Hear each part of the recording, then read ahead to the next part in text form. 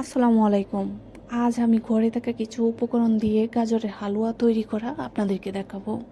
আমার কাছে half KG গাজর ছিল।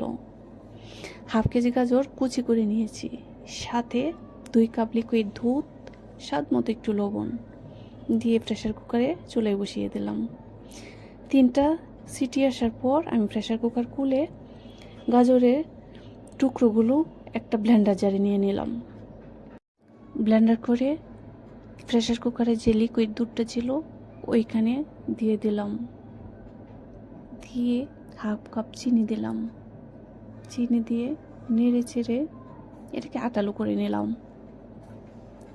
যখন আটালো হয়ে আসবে তখন একটা মিনি সসপ্যানে 2 চা চামচ ঘি দিয়ে একটা তেজপাতা, সেটা অপশনাল, আপনি চাইলে দিতেও পারেন নাও দিতে পারেন, ঘিয়ের মধ্যে হালুয়াটা দিয়ে নেড়ে চেড়ে নিলেই হয়ে যাবে গাজরের হালুয়া। ব্যাস, এবার খাওয়ার পালা।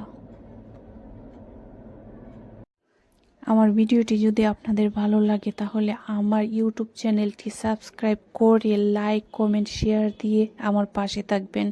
আমিও আপনাদের পাশে থাকবো ইনশাল্লাহ।